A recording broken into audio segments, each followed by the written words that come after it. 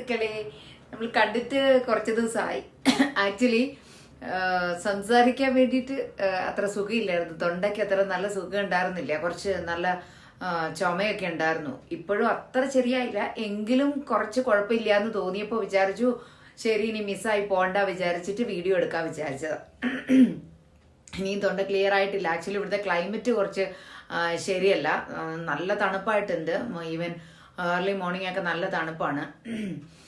എന്തായാലും നമ്മളുടെ ടോപ്പിക്കിലേക്ക് വരാം. അത് വേറൊന്നുമല്ല, നമ്മളിങ്ങനെ വെറുതെ ഇരിക്കുന്ന സമയത്ത് ചിലപ്പോൾ നമ്മുടെ പഴയ കാര്യങ്ങളൊക്കെ ആലോചിക്കാറില്ലേ? എല്ലാവരും ആലോചിക്കാറുണ്ടാവുമല്ലോ, നമ്മുടെ ചെറുപ്പകാലങ്ങള് അങ്ങനെയൊക്കെ ആലോചിക്കുമല്ലോ. അപ്പം ഞാൻ ഇങ്ങനെ വെറുതെ ഇരുന്ന് ആലോചിച്ചപ്പോഴാണ് എനിക്കൊരു പഴയ ഒരു കാര്യം ഓർമ്മ വന്നത്. അതൊരു കുഞ്ഞ് നോവായിട്ട് മനസ്സിലിങ്ങനെ കിടക്കണു. അപ്പോൾ ഞാൻ ഇങ്ങനെ വിചാരിച്ചു അതൊന്ന് ഷെയർ ചെയ്താലോ എന്ന്. അത് വേറൊന്നുമല്ല, ഞാനിങ്ങനെ പി ജിക്ക് പഠിക്കുന്ന ടൈമിൽ ഹോസ്റ്റലിലായിരുന്നു ഞാൻ ഉണ്ടായിരുന്നത്. അപ്പോൾ ഹോസ്റ്റലിൽ നമ്മൾ റൂമിൽ വേറെ ഒരു 5-6 സ്റ്റുഡൻസ് ഒക്കെ ഉണ്ടായിരുന്നു. അപ്പോൾ എല്ലാവരും നമ്മളെ ക്ലാസ്സിലെ കുട്ടികൾ തന്നെയായിരുന്നു. സോ അതുകൊണ്ട് നന്നായിട്ട് ഹാപ്പി ആയിട്ട് എൻജോയ് ചെയ്തൊക്കെ ഇരിക്കുന്നുണ്ടായിരുന്നു. അപ്പോൾ ആ ഇടയ്ക്കാണ് ഈ ഐബ്രോസ് ഒക്കെ ഇങ്ങനെ നമ്മൾ പ്ലക്ക് എന്താ പറയുക ത്രെഡിങ് ചെയ്യുമല്ലോ. അതുവരെയൊന്നും ഈ ത്രെഡിങ് അങ്ങനൊന്നും ചെയ്യാറുണ്ടായിരുന്നില്ല. അപ്പോൾ നമ്മൾ ഹോസ്റ്റലിലേക്കൊക്കെ മാറും ആ ടൈമിലൊക്കെയാണ് കൂടെയുള്ള കുട്ടികളൊക്കെ ചെയ്യുന്നത് കാണുമ്പോഴേക്കും നമുക്കും ഒരു പ്രാവശ്യം ഒന്ന് ട്രൈ ചെയ്ത് നോക്കാം. എനിക്ക് മെയിൻ റീസൺ എന്താ പറഞ്ഞാൽ കൂടുതൽ ഹെയർസ് ഉണ്ടാവാറില്ല. പിന്നെ എന്താ പറഞ്ഞു കഴിഞ്ഞാൽ പെയിൻ, എനിക്ക് കുഞ്ഞു പെയിൻ ഭയങ്കര സെൻസിറ്റീവ് ആയതുകൊണ്ട് ഒരു ചെറിയ പെയിൻ പോലും എനിക്ക് ഭയങ്കര അൺബെയറബിൾ ആയിട്ട് ഫീൽ ആവും. സോ അതുകൊണ്ട് തന്നെ ഞാനത് വേണ്ട വെച്ചിരിക്കുകയായിരുന്നു. അപ്പോൾ ആ സംഭവത്തിലേക്ക് വരും മുമ്പിൽ ഇനിയൊരു കാര്യം പറയാം. ആ ടൈമിലാണ് നമ്മുടെ നയൻതാര ഭയങ്കര ഹിറ്റായി. ആ ടൈമിലാണ് പുള്ളിക്കാരി അങ്ങനെ ഉയർന്നു പറഞ്ഞാൽ സിനിമയിലേക്ക് വന്നു. അപ്പോൾ ആ ഇടയ്ക്ക് ഒരുപാട് കോൺട്രവേഴ്സി ഒക്കെ ആയല്ലോ. അപ്പൊ നമ്മൾ ആരെങ്കിലും ആ ടൈമിലൊക്കെ ചെറിയ ഡ്രസ്സുകളൊക്കെ ഇട്ട് നീ എന്താ നയൻതാരയ്ക്ക് പഠിക്കുകയാണോ എന്തായിരുന്നല്ലോ ആ ടൈമിലൊക്കെ ചോദിച്ചുകൊണ്ടിരുന്നത്. സോ ആ ടൈമിൽ നയൻതാര ഭയങ്കര ഗ്ലാമറസ് ആയിട്ടുള്ള വേഷങ്ങളൊക്കെ ഇട്ട് ഒരുപാട് കോൺട്രവേഴ്സി ആയിട്ടുണ്ടായിരുന്നല്ലോ, ബിക്കിനി ടൈപ്പ് ഡ്രസ്സസ് അങ്ങനെയൊക്കെ. ആ ടൈമിൽ ഫേസ് കൂടെ ശ്രദ്ധിച്ചാൽ നിങ്ങൾക്ക് മനസ്സിലാവും ആളുടെ ഐബ്രോസ് ഭയങ്കര തിന്നായിട്ടുണ്ടായിരുന്നു. അതിനുശേഷം എനിക്ക് അറിഞ്ഞിട്ട് ഇപ്പോൾ ഈ മൈക്രോ ബ്ലേഡിംഗ് എന്നൊന്നുണ്ട്, ആർട്ടിഫിഷ്യലായിട്ട് തിക്നെസ് കൂട്ടുമല്ലോ ഐബ്രോസിന്റെ, അതൊക്കെ ചെയ്തിട്ടാന്ന് തോന്നുന്നു ഇപ്പൊ നല്ല തിക്കായിട്ടിരിക്കുന്നുണ്ട്. പക്ഷെ ആ ടൈമിലത്തെ നോക്കിയാൽ ജസ്റ്റ് ഇങ്ങനെ പെൻസിൽ കൊണ്ട് ഇങ്ങനെ വരച്ചു വെച്ച മാതിരിയുള്ള ചെറിയ ഐബ്രോസ് ആണ് ഉണ്ടായിരുന്നത്. അപ്പോൾ ഞാൻ അവിടെ ആ ഹോസ്റ്റലിലുള്ള ടൈമിൽ ഒരു പ്രാവശ്യം ബ്യൂട്ടി പാർലറിൽ പോയി. ഞാനിങ്ങനെ ഐബ്രോസ് ഇങ്ങനെ എടുക്കണം എന്നൊക്കെ പറഞ്ഞു. അപ്പൊ അവര് എങ്ങനെയാ എടുക്കണ്ടേ, തിക്കായിട്ട് വേണോ അങ്ങനെയൊക്കെ ചോദിക്കും. പക്ഷെ എന്റേത് നോർമലി ഞാൻ പറഞ്ഞില്ലേ ഭയങ്കര അത്ര നല്ല തിക്കായിട്ടൊന്നും ഉള്ളതല്ല, ചെറുതായിട്ടുണ്ടായിരുന്നു. സോ അവരെന്ത് ചെയ്തു പറഞ്ഞു കഴിഞ്ഞാല് ആ ഉള്ള ഐബ്രോസിനെ കൂടെ അവർ പിന്നെയും ചില ആളുകൾ എന്ത് ചെയ്യുമ്പോൾ കൂടുതൽ ഞങ്ങൾ ചെയ്തു എന്ന് കാണിക്കാൻ വേണ്ടിയിട്ട് ഈ കുറെ ഇപ്പൊ ഹെയർ കട്ട് ചെയ്യാൻ പോകുമ്പോഴേക്കും ഇവിടെ കട്ട് ചെയ്യാൻ പറഞ്ഞാൽ ഇവിടെ കട്ട് ചെയ്യുന്ന മാതിരി തന്നെ ഐബ്രോസ് അത്യാവശ്യം നല്ല തിക്കാണ്ടായിരുന്ന എൻ്റെ ഐബ്രോസ് മുഴുവനും അവർ ചെറുതാക്കിയിട്ട് ആ സെയിം ആ നയൻതാരയുടെ ആ സ്റ്റൈലില് ഭയങ്കര തിന്നായിട്ട് ചെയ്തു വെച്ചു.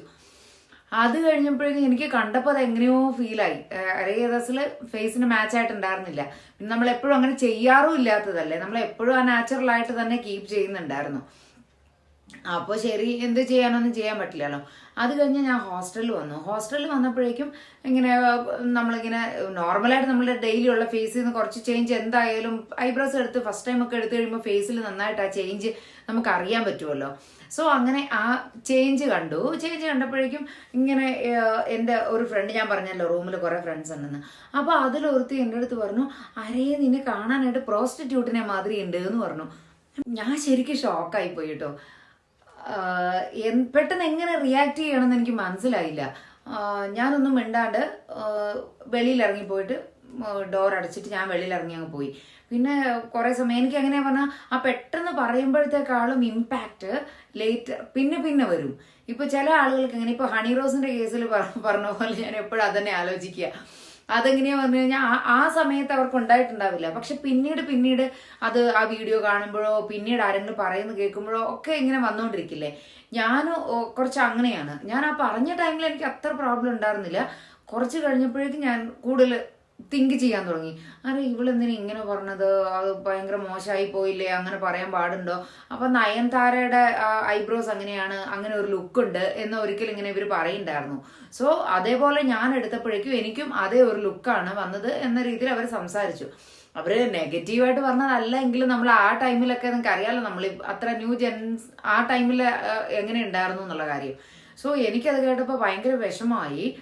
അത് കഴിഞ്ഞിട്ട് ഞാനിങ്ങനെ വേറെ ഫ്രണ്ട്സുകളുടെ അടുത്ത് ഇങ്ങനെ ഷെയർ ചെയ്യല്ലോ, ചെയ്തപ്പോഴാണ് അവർ അതെന്തിനാണ് ഈ അങ്ങനൊക്കെ പറഞ്ഞത്, അങ്ങനെ ചോദിക്കുന്ന കേൾക്കുമ്പോൾ നമ്മൾക്ക് ഇനി കൂടുതൽ വിഷമാവും. എനിക്കിപ്പോൾ ശരിക്കും വിഷമായിട്ട് ഞാൻ പറഞ്ഞു, നീ അങ്ങനെ പറഞ്ഞത് ഭയങ്കര മോശമായി പോയിന്ന് ഞാൻ പിന്നെ മോർണിംഗ് എപ്പോഴോ പറഞ്ഞിട്ട് ഈവനിങ്ങും ചെന്നിട്ടാണ് അവളുടെ അടുത്ത് ഇത് പറയുന്നത്.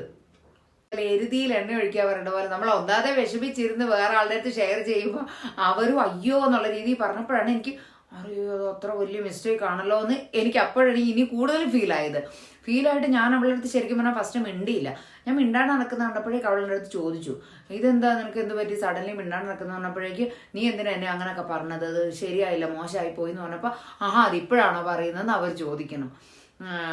ശരിക്കും പറഞ്ഞാൽ അപ്പം തന്നെ റിയാക്ട് ചെയ്യണമെന്ന് ഞാൻ പറഞ്ഞു. ചില ആളുകൾക്ക് ഓൺ ദ സ്പോട്ടിൽ റിയാക്ട് ചെയ്യാൻ അറിയാത്ത ആളുകൾ ഉണ്ടാവും. അത് ഇപ്പോൾ എൻ്റെ കാര്യത്തിൽ ഇപ്പോൾ കൂടെ ഞാൻ അങ്ങനെ എനിക്ക് പെട്ടെന്ന് എങ്ങനെ റിയാക്ട് ചെയ്യണമെന്ന് മനസ്സിലാവില്ല. റിയാക്ട് ചെയ്യുന്നത് റോങ് രീതിയിലായിരിക്കും, സഡൻ റിയാക്ഷൻ. അതേ കുറച്ച് കഴിഞ്ഞിട്ട് ആലോചിച്ചിട്ടായിരിക്കും അങ്ങനല്ല ഇങ്ങനെ ചെയ്യാമായിരുന്നു എന്നുള്ളൊരു തോന്നൽ നമുക്ക് ഉണ്ടാവുന്നത്. സെയിം ആ കേസിലും അങ്ങനെ തന്നെയായി. പക്ഷെ ഒരു ഐബ്രോസ് എടുത്തതിന്റെ പേരിൽ പ്രോസ്റ്റിറ്റ്യൂട്ട് മാതിരി ഉണ്ടെന്നൊക്കെ പറഞ്ഞ് കേട്ടപ്പോൾ ഇപ്പൊ ഞാൻ ചിരിച്ചു പറയുന്നെങ്കിലും അപ്പോഴത്തെ നമ്മളെ ആ ഫീലിംഗ് എങ്ങനെ ഉണ്ടാവും. അത് നമ്മൾ കോളേജിൽ പഠിച്ചുകൊണ്ടിരിക്കുന്ന ടൈമിൽ നമ്മളെ കുറിച്ച് അങ്ങനെയൊക്കെ പറയുമ്പോൾ അത് നമ്മളെപ്പോഴും ഞാൻ പറഞ്ഞല്ലോ ആ ടൈമിൽ നമ്മളൊന്നും യൂസ് ചെയ്യേയില്ല അങ്ങനത്തെ വേർഡ്സ് പോലും. അങ്ങനെ കേട്ടപ്പോഴേക്കും എനിക്ക് ഭയങ്കര വിഷമമായി പോയി. അപ്പോൾ കഴിഞ്ഞ ദിവസം ഞാനിങ്ങനെ ഇതിനെക്കുറിച്ച് ഇങ്ങനെ ഒന്ന് ആലോചിച്ചപ്പോഴോർത്ത് ശരി ഇത് നമുക്ക് ഷെയർ ചെയ്യാലോ എന്നുള്ള രീതിയിൽ. അപ്പോൾ പുതിയൊരു വീഡിയോയിലൂടെ കാണാം. Bye bye.